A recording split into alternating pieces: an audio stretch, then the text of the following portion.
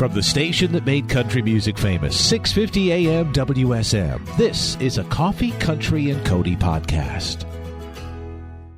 Hi, it's Charlie Mattles, and in this episode, we sit down with the great songwriter Hall of Famer, in fact, Tony Arata. 2020 is the 30th anniversary of The Dance, and Tony would share some great stories about writing that song and how Garth Brooks recorded it. Enjoy our Coffee, Country, and Cody podcast with Tony Arata. Could have missed the pain, but I'd have had to miss the dance.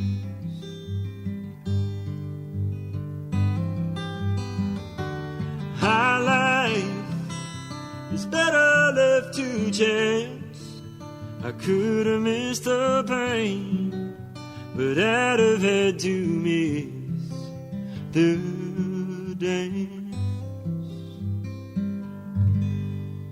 We thought we'd play that for you and then have him tell you the story behind The Dance. We welcome songwriter, Hall of Famer, and dear sweet friend, Tony Arata.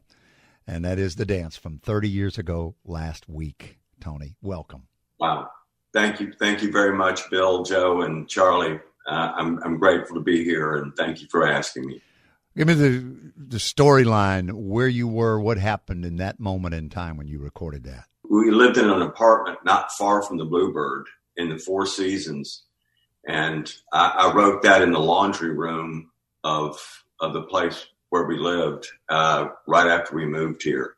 And like I said, that's amazing to me to hear it again, because that literally is the original demo of the song. And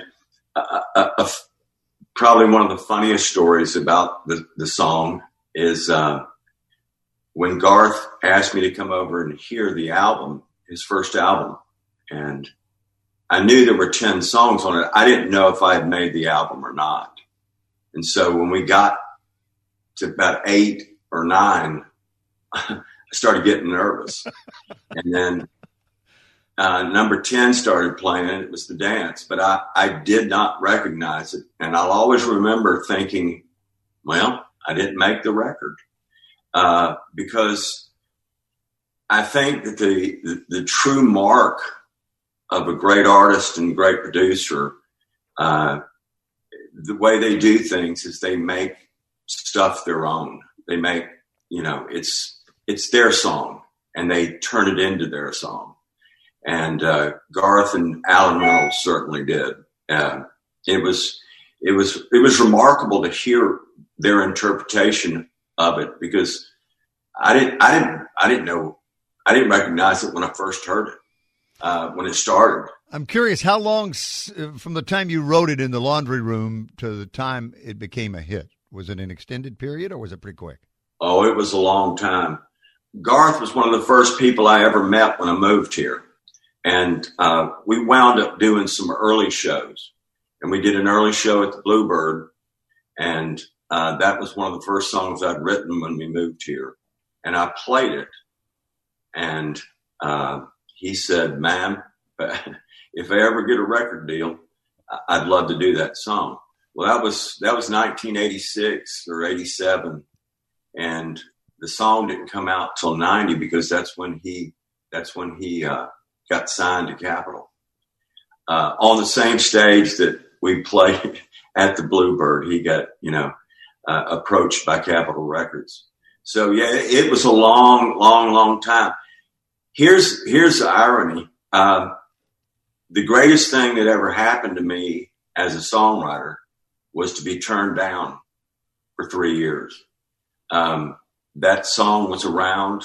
It was being pitched, and everybody and their brother passed on it. And the great part about it is the fact that the person who should have done it and who got it from the very first time they heard it did it. And if not for being passed on for 3 years, that wouldn't have happened. It's Tony Arata, if you just joined us on Coffee, Country, and Cody. I was texting with Tony to set this up, and I went to my contacts in my phone, and I only have 2 Tonys in my phone, Tony Arata and Tony Brown. And Tony Arata had an interesting story about Tony Brown. Oh, that was great. And I don't mean any, God knows, Ken Burns and Dayton Duncan have done more than their share of good work. They just got a little mixed up. They sent me a letter and thanking me for being part of the country music series that was out. You remember that, the epic saga that they produced and put out. So I was reading the letter and I was flattered that they thanked me for being a part of the series.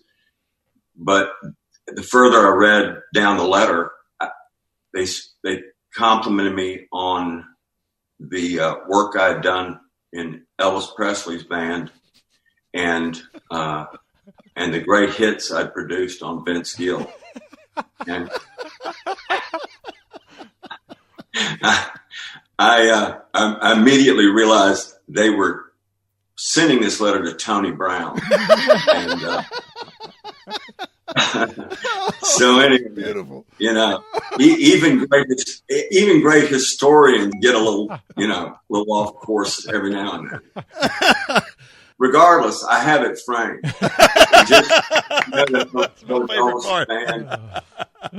And I produced, by the way, Bill, something you didn't know, but I produced Go Rest High. Yeah, so there you go. 2012 inductee into the Songwriters Hall of Fame. And Joe Smith, I know you are waiting for your chance to talk to Tony. Oh, I am. I'm over here just raring to go. Do I have time? Yes, you do. Okay, Tony, I moved to town in 2004, and I came here to be an artist. And I did not want to do American Idol, which was just starting, to be a big thing and the way to get into the business, because I wanted so desperately to be a singer-songwriter. I wanted to write my own songs, and I wanted to learn that craft, and I didn't know it. My first publisher said, Joe, the only way you can be legit is to learn how to write a good song by yourself. And if you want to do that, you need to listen to Tony Arata. Oh, and wow. so I did. And you have no idea what a huge impact you've made on my life. And I just am ashamed that I don't have, the success to prove it and to thank you with the success. But Here I Am is my favorite country song. And I just appreciate you toiling in oblivion by yourself in order to give us the songs that we have. And well, Joe, you're so sweet. I really appreciate that very much.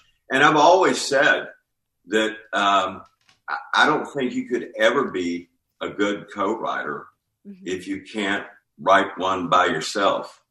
And a lot of the people that I admired co-wrote in a completely different way. I'm from Savannah, Georgia, and Johnny Mercer's from there. And he and Henry Mancini wrote. But what it was Henry Mancini wrote an incredible melody, and Johnny Mercer wrote an incredible lyric. And so it was a completely different style of co-writing than two people sitting in a room together and trying to formulate the same idea. And I to this day still do a lot of that, where there ain't no shortage of great musicians in this town, and they'll provide me with some semblance of a melody, and I will try to write a lyric to it. And I mean, that's where the change came from. That's where Long Stretch of Lonesome, all those songs. I mean, it was like you get together with different people, but they bring something completely different to the table. More Coffee, Country, and Cody is on WSM.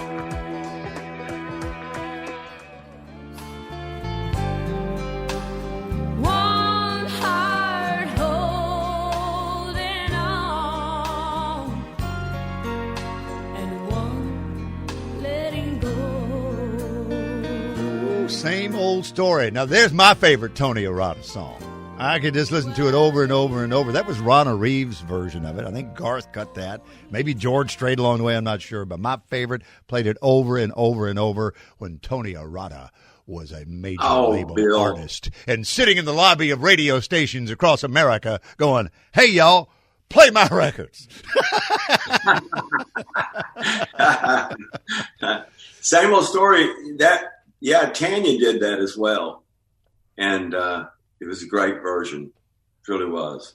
Well, Tony Arata is in the Songwriters Hall of Fame. He has written for Clay Walker, Susie Boggess, Leroy Parnell, Patty Loveless, Trisha Yearwood, Emmylou Harris. And Trisha and Garth were just at the Opry last weekend, and I found it ironic that they were there 2 days after the actual anniversary of the 30th anniversary of the dance that Tony shared so beautifully, the story behind it. And Garth's recording it a little bit earlier. So you're the only Arata I know. What is the ethnicity of Arata, Arata, those folks out of Savannah, Georgia? It depends on which part of the country you live in. If you live in New York, it's Italian. But if you live out in California, believe it or not, it's a huge Japanese name as well. So, but my father was Italian. So I'll claim that. You know, it's like I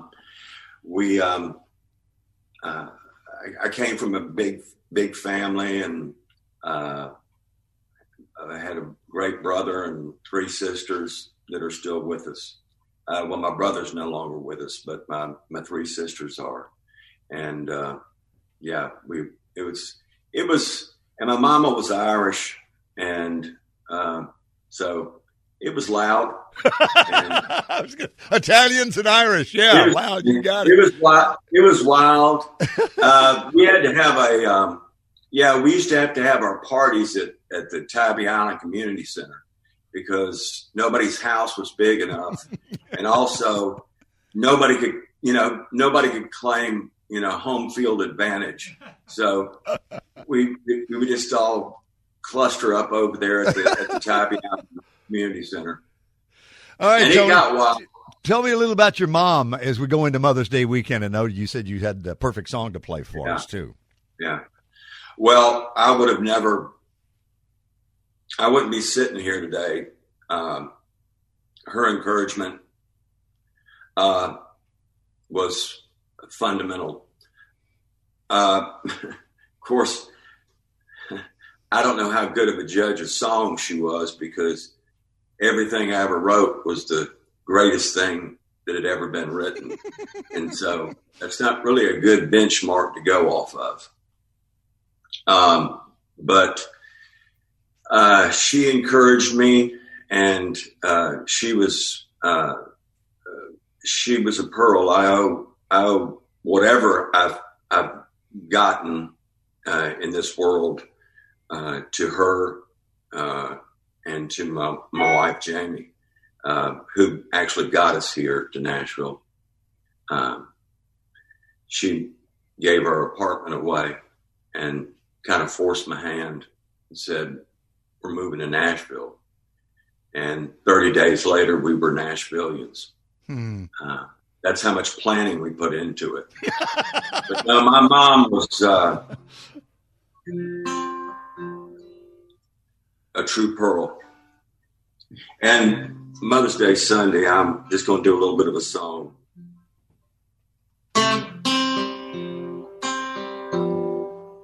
I wrote this with my buddy Pat Alger.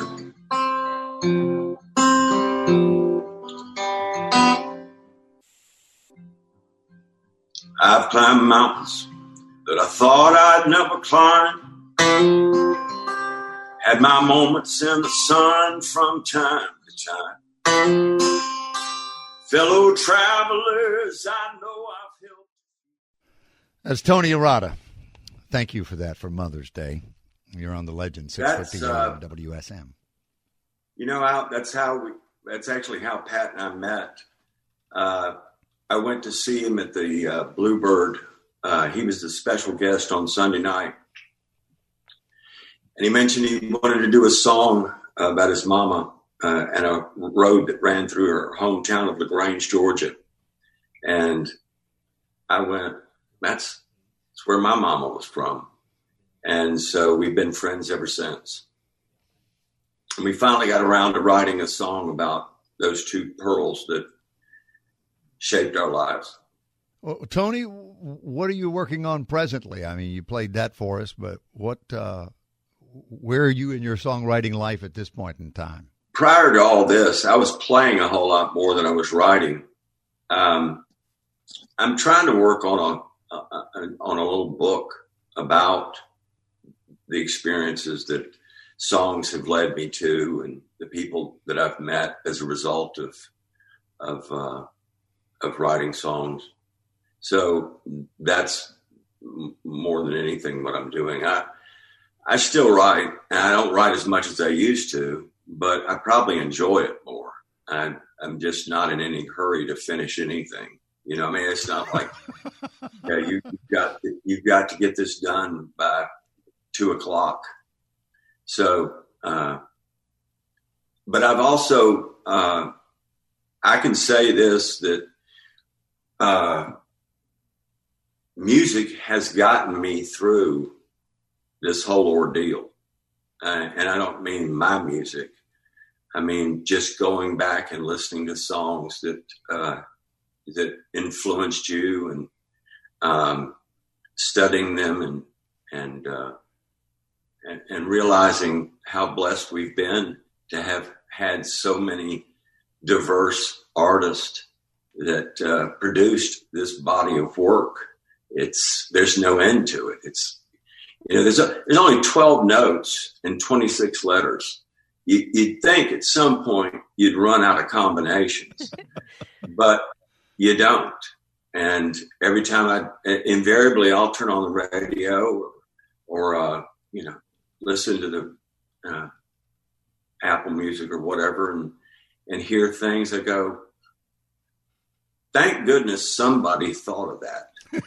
It's just, you know what I mean? I do. Oh, no. And also, they're just such time markers. I mean, you remember where you were, who you were with. I don't know where we would be literally without music. I don't know. I mean, just turn off the lights and call it a day. Tony, you have taken us there time and time again, and we thank you. Appreciate you getting up early and playing and singing and joining us and telling stories this morning as only you can. Well, here's the deal. There ain't but one station that I listen to, and that's WSM. And you and Charlie and Joe, I thank you. Thank you, Tony. Thanks for listening to our Coffee, Country, and Cody podcast. Our program director at WSM Radio is J. Patrick Tittle. Our digital producer is Haley Hall. Marketing and promotions director is Amanda Cannon. And I'm Charlie Matos. If you like what you've heard, make sure you subscribe so you never miss an episode. And leave us a review on iTunes. It really does help new people find the show.